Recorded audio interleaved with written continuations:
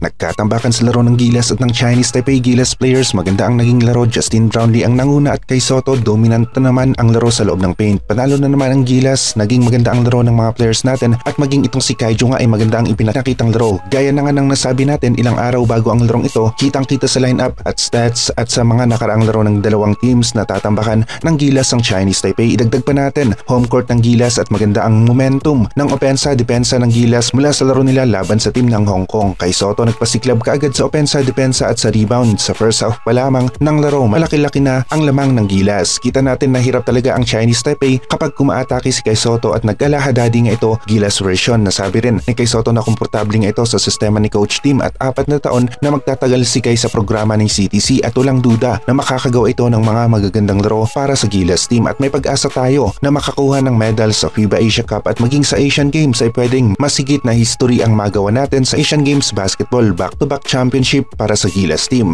Balik tayo sa play ng Gilas at lahat ng mga players natin ay may nagawang magagandang plays kagaya ng napapanood natin sa ating mga screen. Magbabalik pa nga sina Fajardo at AJ Edu laban sa team ng New Zealand at excited na tayo sa bakbakan na ito. Mas titindi pa ang larong ipapakita ng Gilas team dito sa FIBA Asia Cup qualifiers. May pag-asa tayo para sa gold medal sa FIBA Asia Cup at pwedeng history na naman ang maitala ni Coach Tim at ng Gilas team. Grabing tambak ang binigay ng Gilas laban sa team ng Chinese Taipei at yung laro ng mga players natin napaka-solid sa game na ito. Lahat sila magandang ipinakita, sirang-sira ang laro ng Chinese Taipei. Nawalis ng Gilas ang first window at magandang simula ito habang papalapit ang laro nila laban sa team ng New Zealand at mataas-taas na nga rin ang tsansa natin na ma-qualify sa Asia Cup.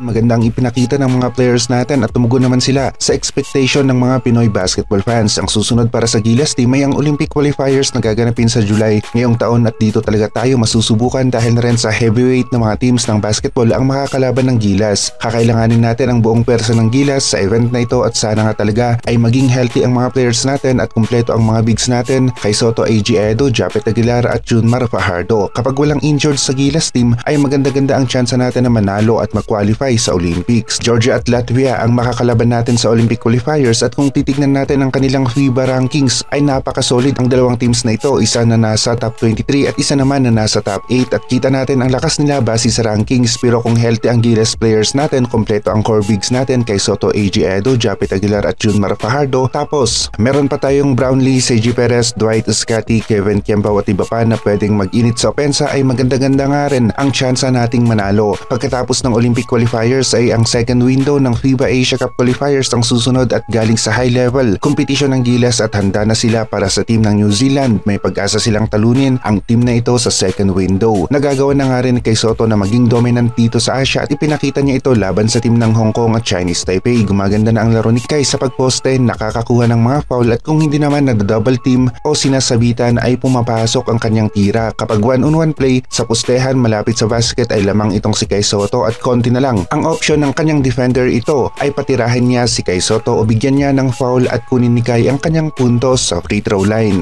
Maging sa Japan B1 B-League nga rin ay nagagawa ni Kai Soto na makagawa ng mga plays sa loob ng paint kagaya na lamang sa mga plays na ito at mga import pa nga ang mga kalaban mula sa iba't ibang parte ng mundo. Nagawa nga rin ng Japan na talunin ng China sa kanilang laro. Score natin 76-73. Ang isa sa mga players na maganda ang kanyang nilaro ay si Kawamura para sa team ng Japan. Kakampi ni Kai Soto sa Yokohama B Corsairs, merong 12 points sa game na ito. Maganda nga ang plano ni Coach Tim Cone. 4 years na magkakasama ang Gilas team na ito at magkakaroon rin ng solid na chemistry at sa kada laro na sila ang magkakasama ay mas titindi pa nga ang kanilang maipapakitang laro. Gusto natin si Justin Brownlee na naturalized player dahil na rin sa gamay na gamay niya ang sistema ni Coach Tim at alam niya kung paanong mag-adjust at tumulong nga rin para mailabas ng kanyang kakampi ang kanilang galing dahil nahahanap niya ang mga opensa para sa high percentage na tira. Nasabi na rin ni Coach Tim na pwedeng merong konting adjustment sa kanyang lineup pero nasa isa o dalawang players lamang ang pwedeng mapalitan dahil na rin sa hindi rin talaga maiiwasan ang injury minsan. Huwag nga lang sanang ang 4 na core bigs natin ang nai-injured palagi dahil sila ang magiging pundasyon ng Gilas na ito kasama si Brownlee nang sa ganon ay hindi tayo ang natidihado sa loob ng paint at may laban tayo sa area na ito ng basketball court.